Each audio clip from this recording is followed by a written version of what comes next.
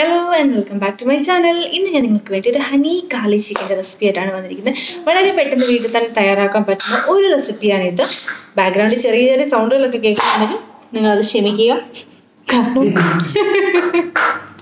Variety ആൾക്കാരൊക്കെ ഇതിൻ്റെ ഉള്ളിൽ കൂടിയൊക്കെ ഉള്ളതുകൊണ്ടാണ്. അപ്പോൾ നമുക്ക് വീഡിയോയിലേക്ക് പോവാം. അപ്പോൾ അര കിലോ ചിക്കൻ എടുത്ത് വെച്ചിട്ടുണ്ട്.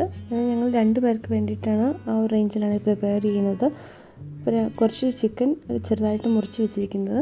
പിന്നെ നമുക്ക് ഇതിനകത്തേക്ക് മിക്സ് ചെയ്യാൻ വേണ്ട പൗഡർ, ജിഞ്ചർ പൗഡർ, ഗാർലിക് പൗഡറും പെപ്പർ പൗഡർ, പിന്നെ ഇത് 3 ഓരോ ടേബിൾ സ്പൂൺ വരെ ഞാൻ എടുത്ത് വെച്ചിട്ടുണ്ട്.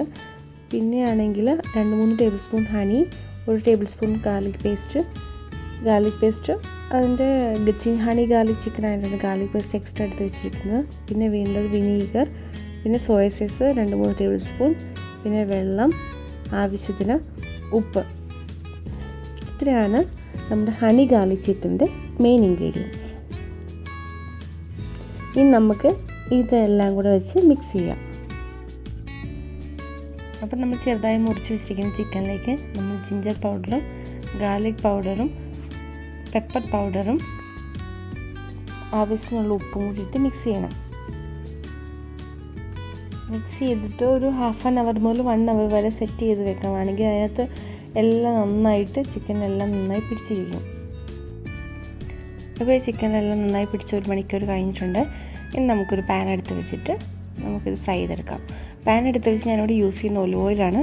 നിങ്ങൾക്ക് ഇഷ്ടാനുസരണം സൺഫ്ലവർ ഓയിലോ അങ്ങനെ ആണെങ്കിൽ യൂസ് ചെയ്യാൻ കുഴപ്പമില്ല.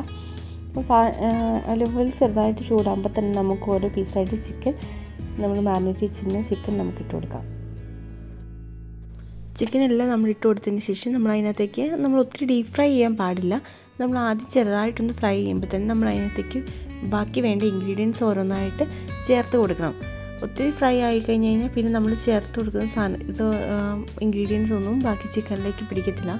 അപ്പോൾ നമ്മൾ ഹണിയൊക്കെ ചേർത്ത് കൊടുക്കേണ്ടതാണ്. അപ്പോൾ നമ്മൾ ഒത്തിരി ഫ്രൈ ആവുന്ന വരെ നമ്മൾ വെയിറ്റ് ചെയ്ത് ജസ്റ്റ് ഒന്ന് ഫ്രൈ ആകുമ്പോൾ തന്നെ നമ്മളെല്ലാം മറിച്ചിടണം. എല്ലാം ഒന്ന് ഫ്രൈ ആയി തുടങ്ങിയിട്ടുണ്ട്. അപ്പം ഞാനെല്ലാം വേഗം മറിച്ചിട്ടു.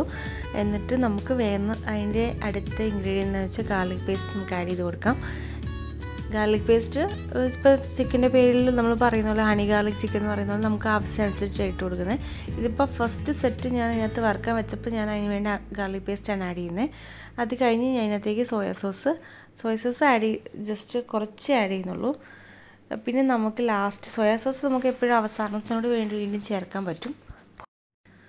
സോസ് ഒഴിച്ചതിന് ശേഷം നമ്മളെല്ലാം ചിക്കനും ജസ്റ്റ് വീണ്ടും ഒന്ന് മറിച്ചിടണം. കാരണം അപ്പുറത്തെ സൈഡിലും കൂടെ സോസിൻ്റെ അംശങ്ങളൊക്കെ ഒന്ന് പിടിച്ചെടുക്കണ്ടേ. അപ്പോൾ നമ്മളൊന്ന് മറിച്ചിടണം. ചിക്കൻ എല്ലാം വേഗം മറിച്ചിട്ട് കൊടുക്കണം. കാരണം അടി പിടിക്കാനുള്ള ചാൻസസ് ഉണ്ട്. അതുകൊണ്ട് വേഗം നമ്മൾ മറിച്ചിട്ട് കൊടുക്കണം. അപ്പോൾ പിന്നെ ഈ അടിയിൽ പിടിക്കാതിരിക്കും. പിന്നെ കുറച്ചൊന്നും നേരം നമ്മളൊന്ന് മൂടി വെച്ച് വേവിക്കുക. ഇപ്പോൾ എല്ലാം നല്ല സെറ്റായിട്ടുണ്ട്. ഈ ഒരു പരുവാകുമ്പോൾ നമുക്ക് അതിനകത്തേക്ക് വേണ്ട ബാക്കി ഹണി, വിനീഗറും വാട്ടറും കൂടെ ആഡ് ചെയ്യാം. അപ്പം ഇപ്പോൾ ഒന്നുകൂടി ജസ്റ്റ് കുറച്ച് നേരം കൂടി നമ്മളൊന്ന് മൂടി വെച്ച് വേവിക്കണം. ഇപ്പോൾ എല്ലാം ആയിട്ടുണ്ട്. ഇനി നമുക്കിതിനകത്തേക്ക് വിനീഗർ നമ്മൾ എടുത്ത് വെച്ചിരിക്കുന്നത് ആഡ് ചെയ്യാം. ആദ്യം നമ്മൾ ശ്രദ്ധിക്കേണ്ട കാര്യം എന്ന് വെച്ചാൽ നമ്മൾ ആദ്യം എണ്ണയിൽ വറുക്കുമ്പോൾ ഫുള്ള് എല്ലാത്തിനും ടേസ്റ്റ് ഉണ്ടല്ലോ. അപ്പോൾ നമ്മൾ വിനീഗറും വാട്ടറും ഒക്കെ നമ്മളിപ്പോൾ ആഡ് ചെയ്യുമ്പോൾ സെക്കൻഡ് ട്രിപ്പ് നമ്മൾ വറുക്കുന്നുണ്ടെങ്കിൽ അതിനും കൂടെ ഉള്ളത് നമ്മൾ പിന്നീട് ചേർത്താൽ മതി. ഒത്തിരി വലിയ രണ്ടാമത് വറുക്കുമ്പോൾ അതിനകത്തേക്ക് ഒത്തിരി ഇതുപോലെ വിനീഗറിൻ്റെ അംശമൊന്നും നമുക്ക് തോന്നത്തില്ല. അതുകൊണ്ട് കുറച്ച് രണ്ടാമത് ചേർക്കാവുള്ളൂ. അപ്പം ഇതിൻ്റെ കളറൊക്കെ കുറച്ച് മാറി ഇപ്പോൾ കുറച്ചുകൂടെ ഫ്രൈ ആയിട്ടുണ്ട്. ഈ സമയത്ത് നമുക്ക് വേണമെങ്കിൽ കുറച്ചുകൂടെ പെപ്പർ പൗഡർ ആഡ് ചെയ്യാം. ഞാനൊരു പൊടിക്ക് കുറച്ച് പെപ്പർ പൗഡർ ഇട്ട് കൊടുത്തിട്ടുണ്ട്.